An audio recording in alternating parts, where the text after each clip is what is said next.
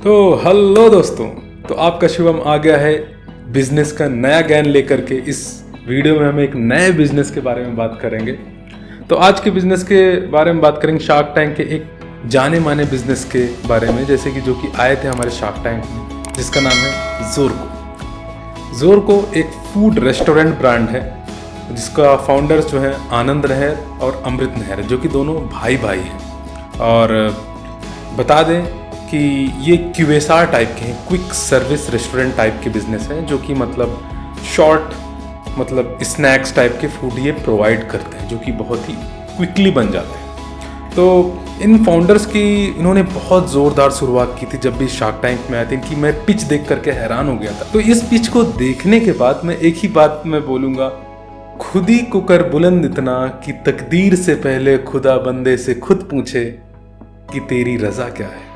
तो मैं यही बोलूँगा कि भाई कभी कभी हमारी मेहनत भी इतना ज़्यादा हम मेहनत करते हैं कि रंग लाती है, और खुदा हमसे खुद आके पूछता है कि भाई तेरी रज़ा क्या है।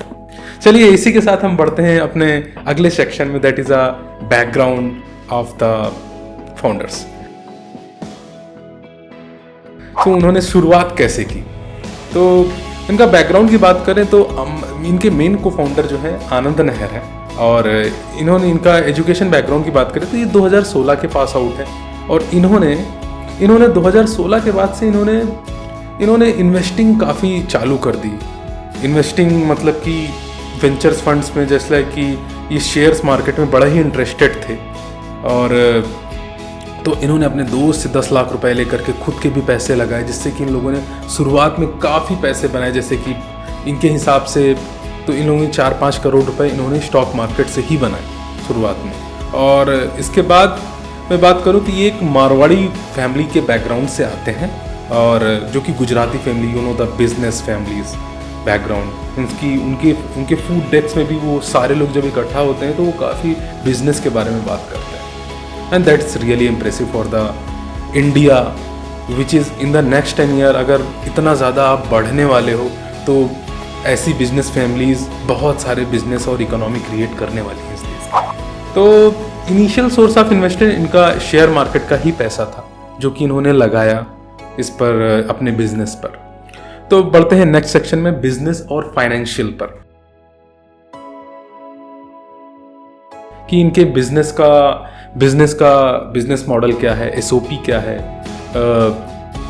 तो ये सारी चीज़ें, प्रॉफिट लॉस, सारी चीज़ों के बारे में हम डिस्कस करेंगे इस सेक्शन में।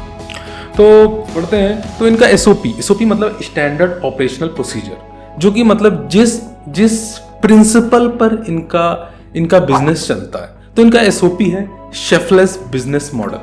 तो मतलब इनके हिसाब से कि ये अपने रेस्टोरेंट में इनके शेफ की ज़रूरत ही नहीं। आप मतलब कि food will be directly delivered Frozen two the outlets, and मैं बोलूँ कि तो डायरेक्टली डिलीवर होगा उनके रेस्टोरेंट पर, और वो सिर्फ वार्म किया जाएगा और वो प्रोवाइड कर दिया जाएगा पूरे रेस्टोरेंट में।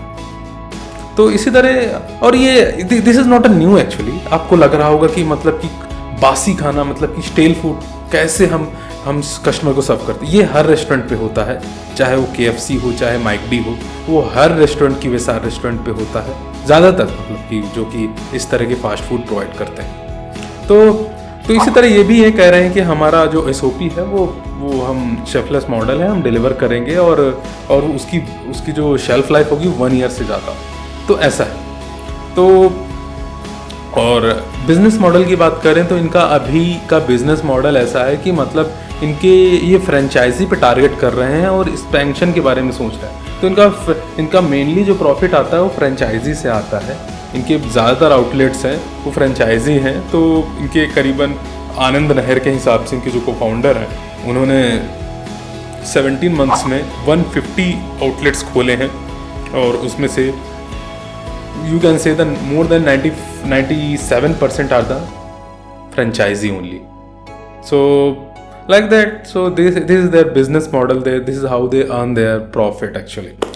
So बात करते हैं फ्रेंचाइजी के बारे में कि इनकी जैसे 150 आउटलेट्स इन्होंने फ्रेंचाइजी के थ्रू खोले, तो इनके हिसाब से तो इन्होंने 50% जो फ्रेंचाइजी हैं वो उनकी प्रॉफिटेबल है और 30% का कोई रिटर्न्स नहीं, ना प्रॉफिट में है ना लॉस में है, और बाकी बची 20% जो है वो लॉस मेकिंग है। तो इस तरह से ये लोग 50% जो है प्रॉफिटेबल हैं और 20% मोटा मोटी ये लोग लॉस मेकिंग है।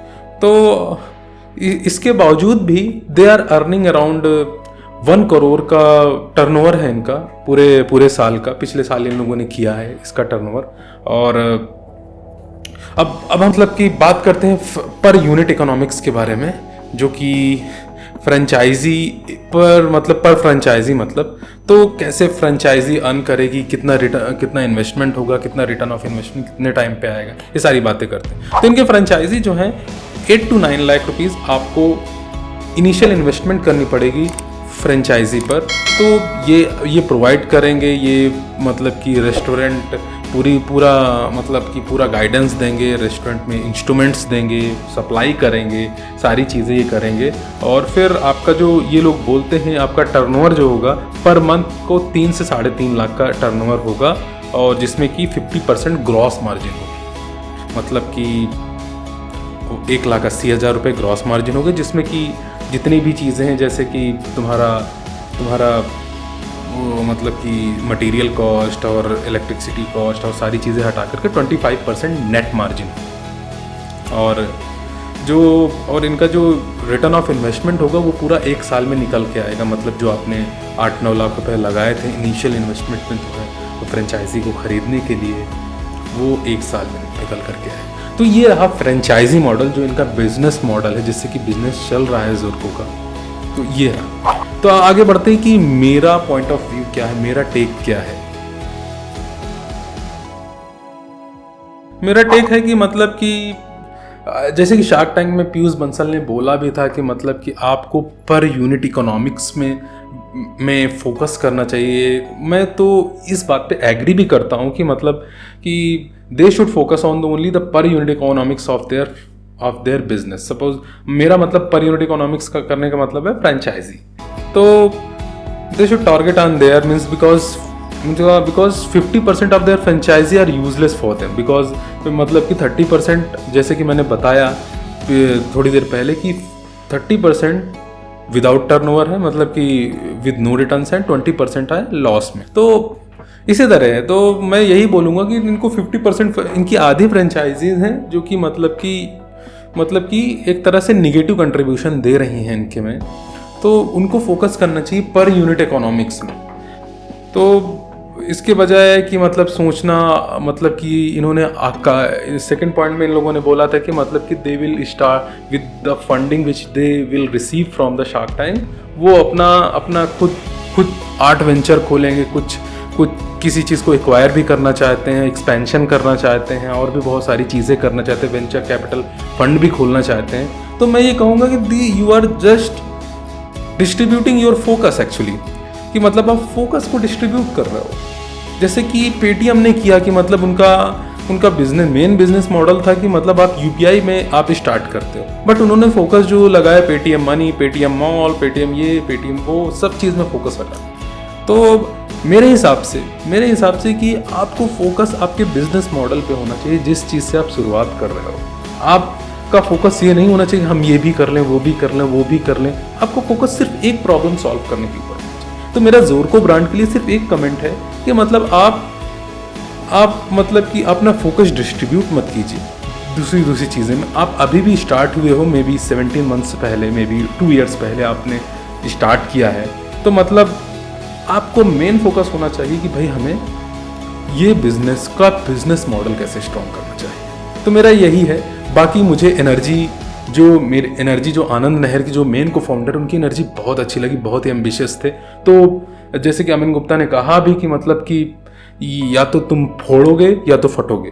तो ये को फाउंडर्स इंडिया की इकोनॉमी के लिए बहुत ज़रूरी है कि भाई ऐसे अगर हर 100 में से अगर ऐसे 40 को फाउंडर भी फोड़ने वाले निकल आए तो मतलब हमारी इकोनॉमी 2030 तक ही हमारी इकोनॉमी $5 ट्रिलियन तक पहुंच जाएगी। तो ये रहा मेरा टेक इस ज़ोरको ब्रांड के लिए। तो आज के लिए इतना ही। आगे हम नई वीडियोस लाएंगे और आपको बिजनेस के बारे में और भी अवगत कराएंगे। और आपके कुछ कमेंट्स हैं इस वीडियो को लेकर के, आप नीचे टाइप कीजिए, हम ज़रूर आपको रिप्लाई करेंगे। तो like, comment and subscribe to this video, to my channel actually. So और यूं ही अपना प्यार देते रहिए, हम आगे आपके लिए वीडियो लाते रहेंगे इसी तरह। तो थैंक यू।